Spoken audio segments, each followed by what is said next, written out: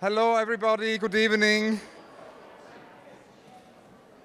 Dear Sabine Moritz, dear guests, it's an immense pleasure to say a few words here about the exhibition. My name is Ulrich Obrist, I'm co-director of the Serpentine Gallery. And actually, it was Anthony Powell, the wonderful author, English author, who once said, "Books to furnish a room." And it's kind of very fascinating that this exhibition very much started with a book, the book JENA Düsseldorf of Sabine Moritz, and it was Joe Haig who had this amazing idea that actually the book could become an exhibition and could be a very different experience, a much less linear experience, where one could actually see almost 80% of all of these works which are in the book. So I'm just going to say a few words about the dialogue with Sabine and how this all came about. It was during one of the many studio visits in the Cologne studio in Bismarckstraße, which I made with Sabine. It was in autumn 2009 that together with Walter Koenig we accidentally discovered a bundle of drawings from the early 1990s about which Sabine had never spoken. And it was very much that sort of whole idea really when Joseph Beuys referred to a secret block. We had discovered a secret block of amazing drawings, and these very spontaneous personal recollections of the environs of Sabine's childhood and youth in Lobeda, which is a settlement of concrete slab residential blocks near Jena, where she lived from 73 to 81, were all gathered in these drawings. Sabine's family subsequently moved to Jena and emigrated from East to West Germany in 1985. It's only in 1991, which is 2 years after actually starting her art studies, that she began to draw the places of her childhood and initially exclusively worked from memory. And that led to a first book in 2010 called Lobeda, which is more than 100 of these drawings. And that Lobeda book, because a book always leads to another book, led then to the second book, From Jena to Düsseldorf, which is the subject also of the exhibition tonight. And From Jena to Düsseldorf deals again with many of the works on paper of Sabine and deals with her further professional training as an artist after moving to the Düsseldorf Art Academy.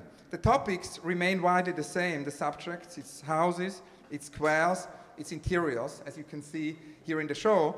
But there is something which changes very much compared to these early Lobeda drawings, that actually color enters, and that also they are no longer just exclusively made out of memory. They're partially made out of memory, but they are also photographic sources, snapshots, family album, found images, which are actually used for the visual memory or to enhance the visual memory. So it's less of a closed system, it becomes more an open system. The topic remains memory. It's very much all, memory is all present, and it makes the viewer permanently conscious actually of memory as a dynamic process in which subjects are continually perceived anew and constantly undergo slight changes, and where there is no final fixed image of the past. The drawings make mental images concrete while still actually managing to present the fleeting quality of memory. And there are so many definitions of memory, but I was actually thinking in relation to Sabine's work, it's maybe nice to remember the great definition of Henri Bergson, who said, "Pure memory is nothing less than our total immersion in duration. Memory may therefore be said to be the key side of the present as a mediation of past and future, or rather, it is the very form of the present as that point at which the future is created from the past. The future means nothing without the past, and we invent the future from its fragments." End of quote from Bergson's Pure Memory. We could also quote the late Eric Hobsbawm, the wonderful historian who talked about a protest against forgetting. Very much Sabine's entire work, we could say, is a protest against forgetting. Or we could think of the architect Rem Koolhaas. The architect Rem Koolhaas, who says that we live in an age where we have more and more information. The information quantity augments exponentially every day, but that does not necessarily mean that we have more memory. Rem was saying that maybe amnesia is very much also at the center of the digital age. And in this sense, I think it's so fascinating, the topic of memory in art. That Rem Koolhaas brings us to the topic of space, which plays such an important role in Sabine's work, which you can experience here walking through the show, the perception of space as an essential aspect of Sabine's recollection. The idea is really that one can walk around in this drawing, when one can walk through these empty squares, these empty neighborhoods, these corridors, these streets, and these paths. And as you will see, there are many dimensions to these drawings. There are the slabs and the towers. As Sabine once told me, the predominant simple spatiality of the concrete slab tower blocks at first seemed to be easy to master formally. That corresponded very strongly to my desire for structure and orientation, clear lines, clear forms, clear spaces. Almost everything else arose from this basic cube form. And you can see that here in the exhibition with these many, many drawings of those, East German slab and kind of tower blocks. But then there's the arrival of the figures.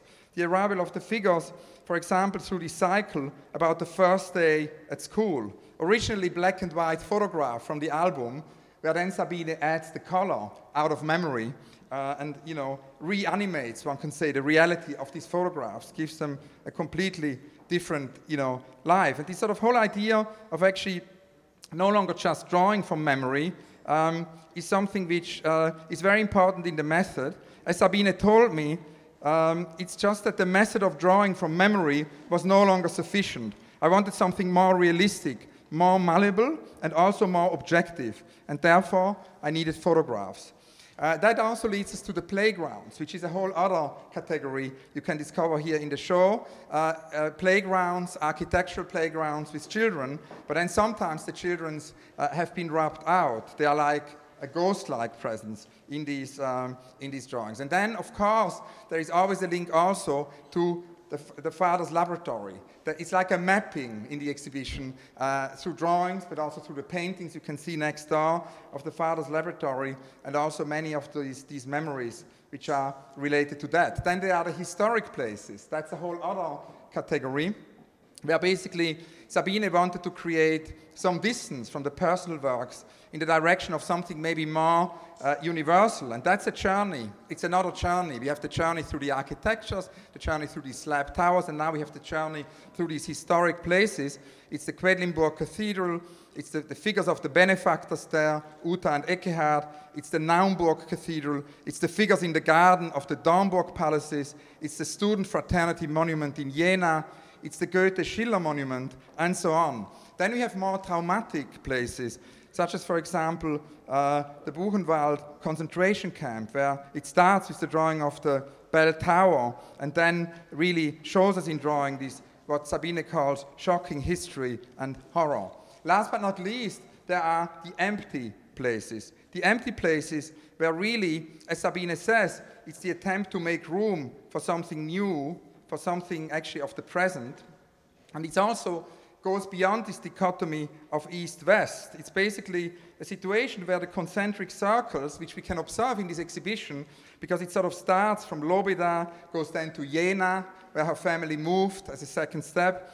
It goes then to a bigger circle in East Germany, through historic places. It goes then to the emigration, one can say, to Düsseldorf and beyond. And that really brings us to the present, to all the works Sabine is doing now. And it's very fascinating that next door to this huge room here of drawing, there is a smaller room of paintings. And that obviously, evokes all the amazing work Sabine has been doing over the last 20, years in painting, and all these other, future exhibitions there can be of all these cycles of wars, of flowers, of helicopters. So we could say very much so, it has only just begun.